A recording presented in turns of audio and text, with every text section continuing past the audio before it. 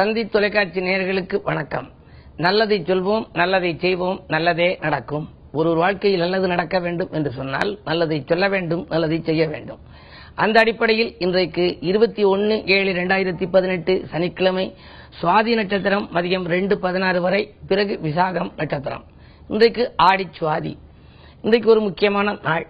நடிகர் திலகம் சிவாஜி கணேசன் அவர்களுடைய நினைவு நாள். நடிப்பிலே மிகப்பெரிய சக்கரவர்த்தியாக விளங்கியவர்.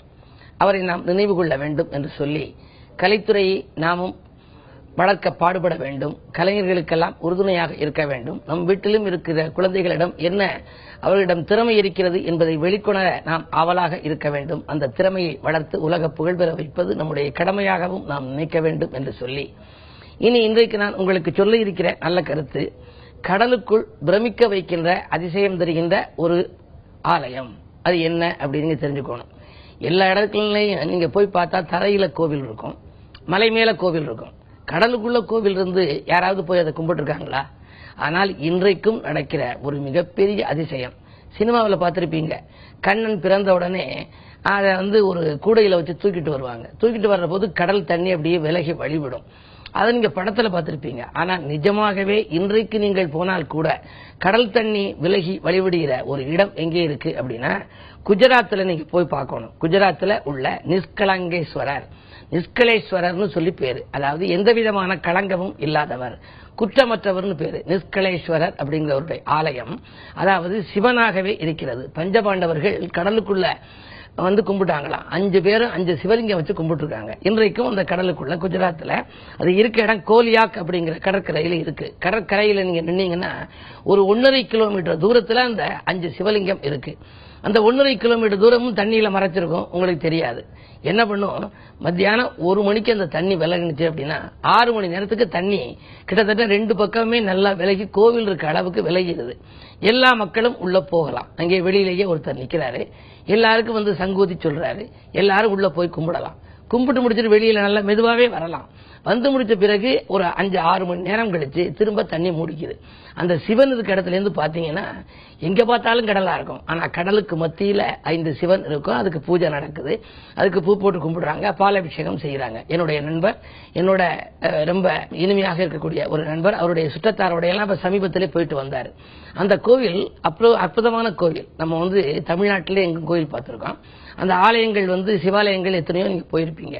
ஆனால் இது கடலுக்குள் இருக்கக்கூடிய மிக அதிசயமான ஆலயம். வாய்ப்பு இருப்பவர்கள் எல்லாம் போகலாம். அந்த தெய்வத்துக்கு எப்படி பேர் வச்சிருக்காங்க, நிஷ்கலேஸ்வரர் அப்படின்னு பேர் இருக்கு. குற்றமற்றவர், இங்க தூய்மையானவன் அர்த்தம். வாழ்க்கையில யாருமே குற்றம் புரியாதவர்கள் கிடையாது. தவறு செய்யாத மனிதர்களும் இல்லை, திருத்த முடியாத தவறும் இல்லை அப்படின்னு ஒரு பழமொழி. ஆக தவறு செஞ்சுட்டான் அப்படின்னா என்ன பண்றது, அதுக்கு தண்டனை அனுபவிக்கணும். அந்த தண்டனை கிடைக்கத்தான் செய்யும், இருந்தாலும் குறைந்தபட்ச தண்டனையாக கிடைக்கவும் நாம் திருந்தி நல்ல முறையிலே வாழவும் இந்த இறை வழிபாடு கை கொடுக்குது. ஆகையினாலே தான் ஆடுதுறைன்னு ஒரு ஊர் திட்டக்குடி பக்கத்துல இருக்கு. திருச்சி தாண்டி போனீங்கன்னா திட்டக்குடின்னு ஒரு ஊர் இருக்கு. அதுக்கு பக்கத்துல சுக்ரீவன் ஆடுதுறைன்னு இருக்கு. அந்த ஊர்ல இருக்கக்கூடிய சிவனுக்கு பேரு குற்றம் பொறுத்தருள் ஈஸ்வரர்னு பேரு. என்ன குற்றம் செய்தாலும் அதை பொறுத்தருளக்கூடியவரா, குற்றம் பொறுத்தருள் ஈஸ்வரர். அது மாதிரி இங்கே குற்றமற்றவர் என்று நிஷ்கலேஸ்வரர் என்று கடலுக்குள் இருக்கிற மிகப்பெரிய அதிசயிக்க வைக்கும், பிரமிக்க வைக்கும் ஒரு ஆலயம். இன்றைக்கு நீங்கள் சென்றாலும் கடலிலிருந்து சுமார் 1.5 கிலோமீட்டர் தூரத்திற்கு உள்ளே நாம் நடந்து செல்லலாம். குறிப்பிட்ட நேரத்திற்கு அந்த 5 சிவலிங்கங்களும் காட்சி கொடுக்குது. சரி, இது மூடிக்கின பின்னால எந்த இடத்துல இருக்குன்னு நமக்கு தெரியணும் இல்லையா? அதற்கென்றே அங்கே ஒரு கொடி நட்டிருக்கிறார்கள். கடலை தாண்டி மிகப்பெரிய அளவிலே ஒரு கொடி பறக்கும். அந்த கொடி இருக்கிற இடம் நீங்கள் எல்லோரும் வெளியில் வந்த பிறகு பார்த்தால் எங்கும் கடல் மூடி இருக்கும், அதற்கு மேலே கொடி மட்டும் இருக்கும். இன்றைக்கும் இந்த நடக்கின்ற இந்த அதிசயத்தை கடலுக்குள் சென்று கும்பிடுகிற வாய்ப்பு யாருக்கேனும் உங்களுக்கு வாய்ப்பு இருக்குமேயானால் நீங்களும் வாய்ப்பு இருப்பவர்கள் அதை உபயோகப்படுத்திக் கொள்ளலாம். குற்றமற்றவர் என்று நிரூபிக்கப்பட்டிருக்கிற அந்த பஞ்சபாண்டவர்கள் வழிவிட்ட 5 சிவலிங்கத்தையும் வழிவிட்டு வாழ்க்கையில் எல்லா விதமான வளங்களையும் நலங்களையும் பெற இயலும் என்ற நல்ல கருத்தை தெரிவித்து இன்றைய ராசி பலன்களை இப்பொழுது உங்களுக்கு வழங்கப் போகின்றேன். மேசராசி நேயர்களே, உங்களுக்கெல்லாம் வரன்கள் வாயில் கதவை தட்டுகின்ற நாள். இன்றைக்கு வருங்காலத்தை பற்றிய சிந்தனை உங்களுக்கு மேலோங்கும். உங்களுடைய ராசிநாதன் செவ்வாய் உச்சம் பெற்றிருக்கிறார். உச்சம் பெற்றிருக்கிற செவ்வாய் கொஞ்சம் வக்கரமாகவும் இருக்கிறார். எனவே ஆரோக்கியத்திலே கொஞ்சம் நீங்கள் அக்கறை காட்ட வேண்டும். ஏதேனும் சிறு சிறு தொல்லைகள் வரலாம், மருத்துவ செலவுகள் கூட வரலாம். சுகஸ்தானத்திலே சூரியனும் புதனும், அதாவது 4ஆம் இடம் கல்விக்கு என்று உரிய இடம். கல்விக்கு உரிய இடத்திலே கல்விக்குரிய கிரகமாக விளங்கும் புதன் கூடியிருக்கிறார் சூரியனோடு. எனவே நீங்கள் உங்களுக்கோ அல்லது உங்கள் குழந்தைகளுக்கோ நீங்கள் ஏதேனும் கல்வி சம்பந்தமாக சிறு முயற்சிகள் எடுத்திருந்தால் அந்த முயற்சிகளிலும் உங்களுக்கு வெற்றி கிடைக்கும். இந்த நாள் ஒரு நல்ல நாள். ரிஷபராசினியர்களே, உங்களுக்கெல்லாம் ராசிநாதன் சுக்கிரன் இன்றைக்கு சுகஸ்தானத்தில் இருக்கிறார். உயர்ந்த மனிதர்களின் ஒத்துழைப்பு கிடைத்து மகிழ்கின்ற நாள். அது மட்டுமல்ல, உள்ளம் மகிழக்கூடிய சம்பவங்கள் இல்லத்திலே நடைபெறப் போகிறது. அப்படி என்றால் என்ன சம்பவம் என்று நீங்கள் நினைக்கலாம். கல்யாணம் ஆகவில்லை என்று நீங்கள் நினைத்திருந்தால், அந்த மங்கள ஓசை மனையில் கேட்கவில்லையே என்று கவலைப்பட்டிருந்தால், அதற்கான ஒரு நல்ல முடிவு இன்றைக்கு வரப்போகிறது. நல்ல புதிய பேச்சுகள் வரலாம், வரன்கள் வாயில் தேடி வரலாம். அது மட்டுமல்ல, ஆடை ஆபரண சேர்க்கையும் உண்டு. 6லே குரு இருப்பதால் உத்தியோகம் சம்பந்தமாக நீங்கள் ஏதேனும் முயற்சி செய்திருந்தால் அதிலும் உங்களுக்கு அனுகூலங்கள் கிடைக்கும். உத்தியோக வாய்ப்புகளும் கைகூடக்கூடிய நல்ல நாளாக இந்த நாள் அமைகிறது. மிதுன ராசினியர்களே, உங்களுக்கெல்லாம் சகோதர சச்சரவுகள் அகல்கின்ற நாள். தனவரவு உங்களுக்கு திருப்திகரமாகவே இருக்கிறது. உங்களுடைய ராசிநாதன் புதன் இன்றைக்கு 2ஆம் இடத்தில் தனஸ்தானத்திலே புதன் இருக்கின்ற பொழுது தனவரவுக்கு பஞ்சம் இருக்காது. எதை நீங்கள் எந்த நேரத்தில் செய்ய நினைத்தாலும் அதை அந்த நேரத்தில் செய்ய இயலும். கூட இருக்கக்கூடிய சூரியன் இருக்கிறதே, அது அரசியல் யோகம் உங்களுக்கு உண்டு. பொதுநலத்தில் ஈடுபட்டிருப்பவர்களுக்கு புதிய பொறுப்புகளும் பதவிகளும் கூட கிடைக்கலாம். இந்த நாள் உங்களுக்கும் ஒரு நல்ல நாள். கடகராசினியர்களே, உங்களுக்கெல்லாம் கரைந்த சேமிப்புகளை ஈடுகட்டுகின்ற நாள். அது மட்டும் அல்லாமல் காரிய வெற்றிக்கும் நண்பர்கள் கை கொடுத்து உதவுகின்ற நாள் என்று கூட சொல்லலாம். என்ன இருந்தாலும் உங்கள் ராசியிலே ராகு இருக்கிறார். அரவு கிரகம் நிற்கின்ற பொழுது கொடுக்கிறதை முழுமையாக கொடுக்குமா என்பது சந்தேகம்தான். ஜென்மத்திலே ராகு, 7லே கேது, நாகதோஷத்தின் பின்னணியில் இருக்கிறீர்கள். சர்ப்பம் எப்படி வளைந்து வளைந்து செல்கிறதோ அதுபோல உங்களுக்கு ஏற்றமும் இரக்கமும் இன்பமும் துன்பமும் வரவும் செலவும் கலந்து கலந்து வந்து கொண்டே இருக்கும். எனவே நீங்கள் கூடிய விரைவிலே சர்ப்பசாந்தி பரிகாரங்களை செய்தால் சந்தோஷத்தை தக்க வைத்துக் கொள்ள இயலும். சிம்மராசினியர்களே, உங்களுக்கெல்லாம் கூடுதல் விரயத்தால் குதூகலம் குறைகின்ற நாள். என்ன இன்றைக்கு விரயம் ஏற்படுகிறது என்று நீங்கள் கவலைப்பட வேண்டாம். வரவு உங்களுக்கு திருப்திகரமாகத்தான் இருக்கும். என்றாலும் கூட உங்களுடைய ராஜநாதன் சூரியன் 12லே விரயஸ்தானத்தில் இருப்பதால் விரயங்கள் அதிகரிக்கும். இந்த நேரத்தில் நீங்கள் வீட்டிற்கு தேவையான விலை எந்த பொருட்களை வாங்கலாம், பிள்ளைகளுடைய ஆசைகளை நிறைவேற்றலாம், உடன்பிறப்புகளுக்கு என்னென்ன வேண்டுமோ அதை நீங்கள் உறுதுணையாக இருந்து வாங்கிக் கொடுக்கலாம். குடும்ப பெரியவர்களின் குறைகளை தீர்த்து நல்ல விரயமாக மாற்றிக்கொள்ளக்கூடிய நல்ல நாள் இந்த நாள். கன்னிராசினியர்களே, உங்களுக்கெல்லாம் வசதிகள் பெருகும் நாள்.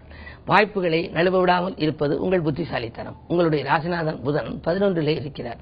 11ஆம் இடம் என்பது லாபஸ்தானம். எனவே லாபம் திருப்திகரமாகவே இருக்கும். அந்நிய தேசத்திற்கு செல்ல வேண்டும், உத்தியோகம் பார்க்க வேண்டும் என்று நீங்கள் ஏதேனும் திட்டம் தீட்டி இருந்தால் அதில் கூட உங்களுக்கு வெற்றி உண்டு. அது மட்டுமல்ல, 2லே குரு இருப்பதால் கொடுத்த வாக்கையும் காப்பாற்றுவீர்கள். இந்த நாள் ஒரு நல்ல நாள். துலாம் ராசினியர்களே, உங்களுக்கெல்லாம் குரு சந்திர யோகம் செயல்படும் இன்றைக்கு குடும்பத்திலே குதூகலம் கூடும். மகிழ்ச்சி அதிகரிக்கப் போகின்றது. பஞ்சாயத்துக்கள் கூட நல்ல முடிவுக்கு வரும். ஏதேனும் புது முயற்சிகள் செய்திருந்தால் அதில் உங்களுக்கு வெற்றி கிடைக்கலாம். இடையூறு சக்திகள் எல்லாம் விலகுகின்ற இனிய நாளாக இந்த நாள் அமைகின்றது. குழந்தைகளின் நலன் கருதி நீங்கள் எடுத்த முயற்சிகளிலெல்லாம் உங்களுக்கு வெற்றி உண்டு. விருச்சிக ராசினியர்களே, உங்களுக்கெல்லாம் சொல்லும் சொற்கள் வெல்லும் சொற்களாக மாறுகிற நாள். இன்றைக்கு நீங்கள் எதை சொன்னாலும் சொன்னதை நிறைவேற்ற முடியும். தொழிலில் கூட எதிர்பார்த்தபடியே உங்களுக்கு லாபம் கிடைக்கும். உங்களுடைய ராஜநாதன் உச்சம் பெற்றிருக்கிறார். எனவே ஆரோக்கியத்தில் ஏதேனும் தொல்லைகள் இருந்தால் அது அகலும். அது கொஞ்சம் வக்ர இயக்கத்தில் இருப்பதால் காலையில் தொல்லை வந்தாலும் கூட மாற்று மருத்துவத்தால் உடல்நலத்தை சீராக்கிக் கொள்வீர்கள். நினைத்த காரியத்தை நினைத்த நேரத்தில் செய்ய வேண்டுமானால் ராசிநாதன் உச்சம் பெற்றிருக்க வேண்டும், பலம் பெற்றிருக்க வேண்டும். அதிலும் 3ஆம் இடத்தில் சகாயஸ்தானத்தில் உச்சம் பெற்றிருக்கிறார். எனவே உடன்பிறப்புகளும் உதவிக்கரம் நீட்டும், உடன் இருப்பவர்களும் உதவியாக இருப்பார்கள். இந்த நாள் மிக மிக இனிய நாள். தனுசு ராசினியர்களே, உங்களுக்கெல்லாம் இன்றைக்கு செல்லும் இடங்களில் செல்வாக்கு மேலோங்கும் நாள்.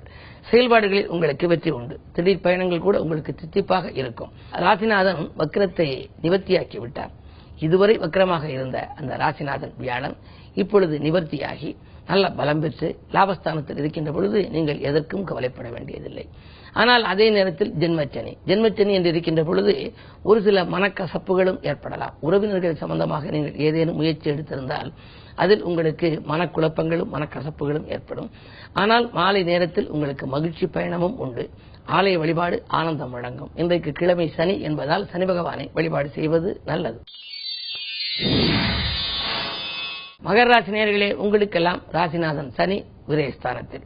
எனவே விரயங்கள் வந்துவிடுமோ என்று நீங்கள் கவலைப்பட வேண்டாம். உங்கள் ராசியிலேயே லாபாதிபதி இருக்கிறார். எனவே விஐபிக்கள் வீடு தேடி வந்து விரும்பிய காரியத்தை விரும்பியபடியே செய்து முடிப்பார்கள். அது மட்டுமல்ல, விருப்பங்கள் எல்லாம் நிறைவேறும். விடிகாலையிலேயே உங்களுக்கு வரவும் வந்து சேரும். 10லே குரு இருப்பதால் பதவி மாற்றங்கள், இடமாற்றங்கள் உத்தியோகத்தில் எதிர்பார்த்தபடி உங்களுக்கு கிடைக்கும். எந்த ஊருக்கு நீங்கள் வேலை கேட்டு முயற்சி தந்தாலும் அது உங்களுக்கு கிடைக்கலாம். இந்த நாளை மேலும் நல்ல நாளாக அமைத்துக் கொள்ள அனுமனை வழிபாடு செய்யுங்கள். கும்பராசி நேயர்களே, உங்கள் ராசியை குரு பார்க்கிறார். குரு பார்க்க கோடியன்மை என்பதால் உங்கள் விருப்பங்கள் நிறைவேறும். நல்ல திருப்பங்கள் உருவாகும். புதிய ஒப்பந்தங்கள் அடுக்கடுக்காக வந்து அலைமோதும். தொழில் முன்னேற்றம் உண்டு. தொகை எதிர்பார்த்த இடத்திலிருந்து கிடைக்கும். இந்த நாள் ஒரு நல்ல நாள். மீனராசி நேயர்களே, உங்களுக்கெல்லாம் இன்றைக்கு சந்திராஷ்டமம். எது செய்தாலும் நீங்கள் பலமுறை யோசித்து சிந்தித்து செய்ய வேண்டும். வீண் விரயங்களுக்கு ஆட்பட நேரிடும். உடன் இருப்பவர்களே உங்களுக்கு பகையாகலாம். நீங்கள் நல்லது செய்ய நினைத்தால் கூட அது தீமையாக தெரியும். எனவே இந்த நாளை இனிய நாளாக அமைத்துக் கொள்ள அனுமன் வழிபாட்டில் ஆர்வம் காட்டுங்கள். சந்திராஷ்டமம் என்பதால் சங்கடங்கள் தீர, சந்தோஷங்கள் சேர பொறுமையை கடைபிடிப்பது நல்லது. மேலும் விவரங்கள் அறிய தினத்தந்தி படியுங்கள்.